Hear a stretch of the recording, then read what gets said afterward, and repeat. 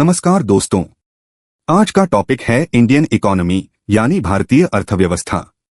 कुल 10 सवाल हैं, हर सही आंसर पर 1 मार्क मिलेगा और एक सरप्राइज आज के बेस्ट स्कोरर को मिलेगा हमारे एक कोर्स का फ्री एक्सेस, तो एंड तक जरूर रुकिए।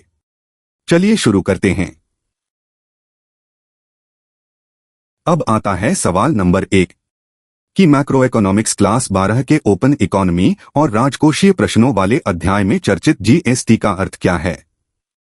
अब देखिए चारों options. Option A general sales tax, option B goods and services tax, वस्तु एवं सेवा कर, option C gross service tax, option D global sales tax. आपके पास 10 सेकंड्स हैं, सोचिए और सही आंसर चुनिए।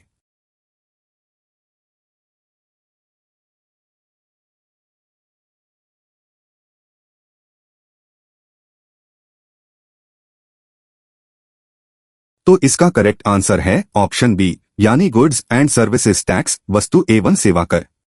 अब इसे समझते हैं। जीएसटी का पूर्ण रूप गुड्स एंड सर्विसेज टैक्स है। यह एक व्यापक अप्रत्यक्ष कर है जिसने सेंट्रल एक्साइज, सर्विस टैक्स और राज्य स्तरीय करों जैसे पुराने करों को बदलकर एक एकीकृत राष्ट्रीय बाजार बनाया है। तो याद रखिए ये पॉइंट। सवाल नंबर 2 ध्यान से सुनिए कि कंज्यूमर राइट्स अध्याय के अनुसार निम्न में कौन अनफेयर ट्रेड प्रैक्टिस, अनुचित व्यापारिक व्यवहार का सबसे अच्छा उदाहरण है। अब देखिए चारों ऑप्शंस। ऑप्शन ए उपभोक्ताओं को सूचित करने के लिए एडवर्टाइजिंग कैंपेन चलाना, ऑप्शन बी दुकानदारों द्वारा कम तोलना, बिना बताए अतिरिक्त शुल्क जोड़ना या एडल्टरेटेड डिफेक्टिव सामान बेचना, ऑप्शन सी वैध मौसमी छूट, सीजनल डिस्काउंट्स देना, ऑप्शन डी मुफ्त होम डिलीवरी देना। आपके पास 10 सेकंड्स हैं, सोचिए और सही आंसर चुनिए।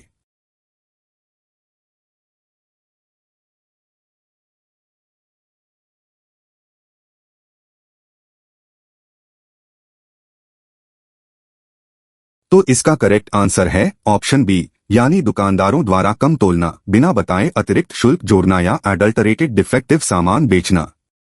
अब इसे समझते हैं। बाजार में शोषण कई तरह से होता है।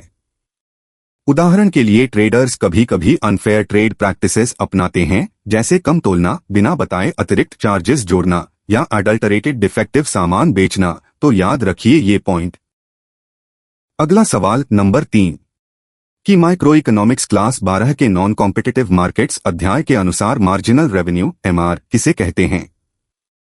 अब देखिए चारों ऑप्शंस। ऑप्शन ए किसी कमोडिटी की सभी यूनिट्स बेचने से होने वाली कुल आय, ऑप्शन बी प्रति unit average revenue TR quantity, option C प्रति यूनिट अर्जित प्रॉफिट, ऑप्शन डी एक एडिशनल यूनिट बेचने से टोटल रेवेन्यू टीआर में होने वाला चेंज।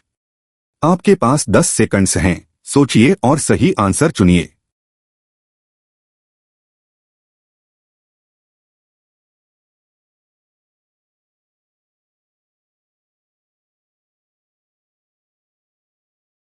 तो इसका करेक्ट आंसर है ऑप्शन डी यानी एक एडिशनल यूनिट बेचने से टोटल रेवेन्यू टीआर में होने वाला चेंज।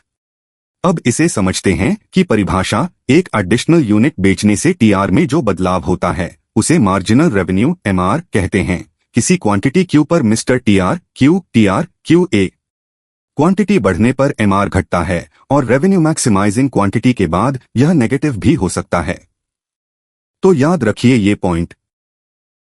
देखिए सवाल नंबर 4 के ओपन इकोनॉमी मैक्रो इकोनॉमिक्स अध्याय के अनुसार यदि कंट्री बी के सरकारी बॉन्ड्स कंट्री ए की तुलना में अधिक इंटरेस्ट देते हैं तो कंट्री ए के निवेशक क्या करेंगे। अब देखिए चारों options. Option A country B की मुद्रा बेचेंगे और ए की मुद्रा खरीदेंगे, ऑप्शन बी सभी विदेशी निवेश से बचेंगे, ऑप्शन सी अपनी संपत्ति को गोल्ड में बदलेंगे, ऑप्शन डी कंट्री बी की मुद्रा खरीदेंगे और ए की मुद्रा बेचेंगे ताकि अधिक इंटरेस्ट वाले बॉन्ड्स में निवेश कर सकें। आपके पास 10 सेकंड्स हैं, सोचिए और सही आंसर चुनिए। और हाँ, अब तक आपने कितने आउट ऑफ 4 सही किए कमेंट सेक्शन में जरूर बताइए।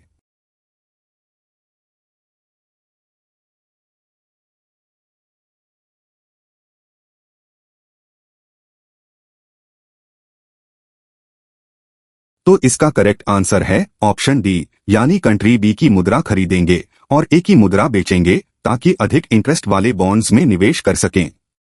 अब इसे समझते हैं। कंट्री ए के निवेशक कंट्री बी की उच्च ब्याज दरों की ओर आकर्षित होंगे और अपनी मुद्रा बेचकर बी की मुद्रा खरीदेंगे। यही इंटरेस्ट रेट डिफरेंशियल अल्पकाल में एक्सचेंज रेट तय करने का प्रमुख कारक है।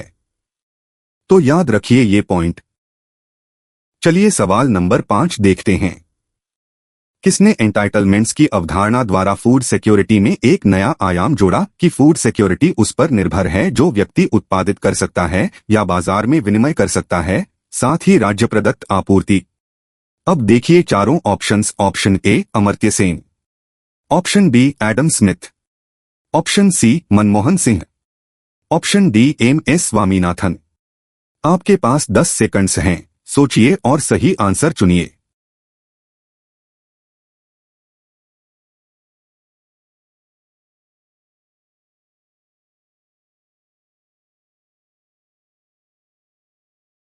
तो इसका करेक्ट आंसर है ऑप्शन ए यानी अमर्त्य सेन।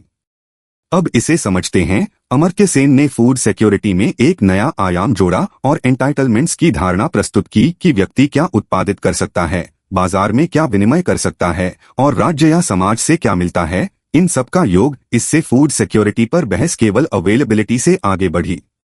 तो याद रखिए ये पॉइंट। अब आता है सवाल नंबर 6। एडम स्मिथ, जिन्हें आधुनिक अर्थशास्त्र के एक प्रवर्तक के रूप में बताती है, ने अपनी सबसे प्रभावशाली कृति को कौन सा नाम दिया था? अब देखिए चारों options. Option A Das Kapital, option B the theory of moral sentiments, option C an inquiry into the nature and cause of the wealth of nations, option D general theory of employment, interest and money. आपके पास 10 seconds हैं, सोचिए और सही answer चुनिए।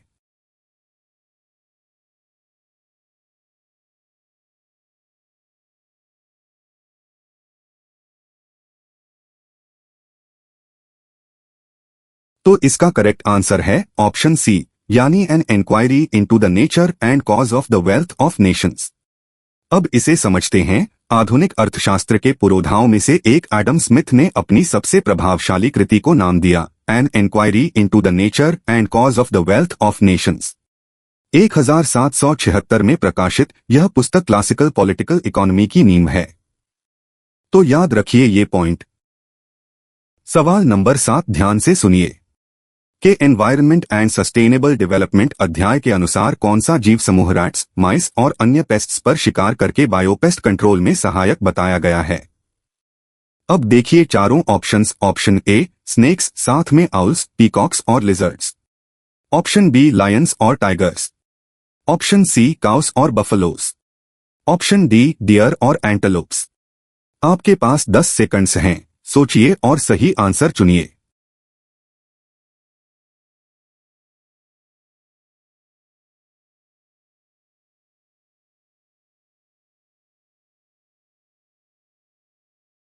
तो इसका correct answer है ऑप्शन ए यानी स्नेक्स, साथ में आउल्स, पीकॉक्स और लिजर्ड्स।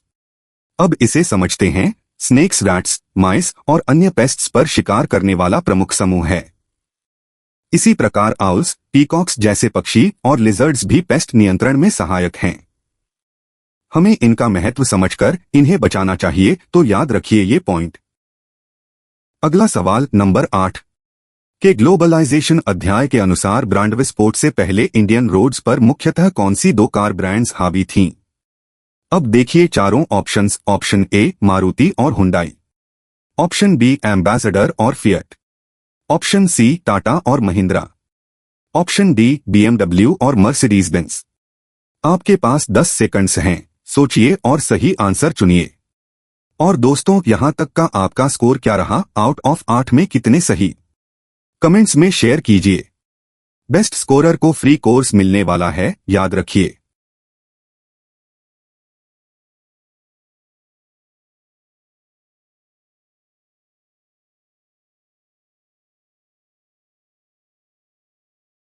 तो इसका करेक्ट आंसर है ऑप्शन बी यानी एम्बेसडर और फिएट। अब इसे समझते हैं। वे दिन गए जब इंडियन रोड्स पर केवल एम्बेसडर और फिएट ही गाड़ियां थीं। आज भारतीय विश्व की लगभग सभी प्रमुख कंपनियों की गाड़ियां खरीद रहे हैं। यह बदलाव 1991 के आर्थिक सुधारों और ग्लोबलाइजेशन के बाद आया। तो याद रखिए ये पॉइंट। देखिए सवाल नंबर 9 के थ्योरी ऑफ कंज्यूमर बिहेवियर अध्याय में टी और शुगर का संयोजन वस्तुओं के बीच किस प्रकार के संबंध को दर्शाता है। अब देखिए चारों options. Option A inferior goods, option B given goods, option C substitutes, option D complementary goods, साथ साथ उपभोग की जाने वाली वस्तुएं। आपके पास 10 सेकंड्स हैं, सोचिए और सही आंसर चुनिए।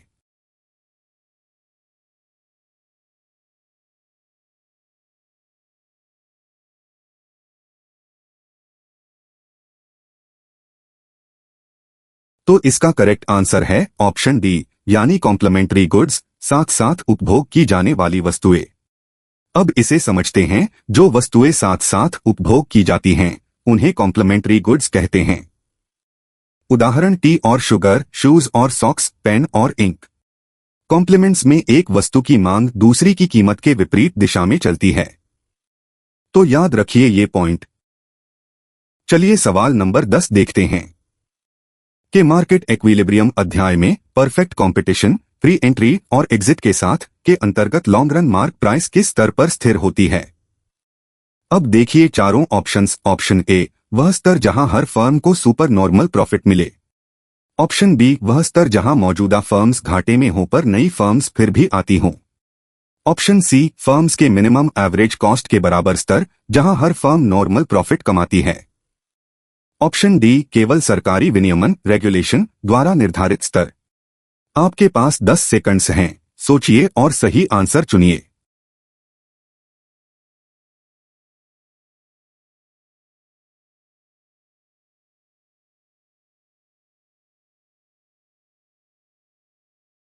तो इसका करेक्ट आंसर है ऑप्शन सी, यानी फर्म्स के मिनिमम एवरेज कॉस्ट के बराबर स्तर जहां हर फर्म नॉर्मल प्रॉफिट कमाती है।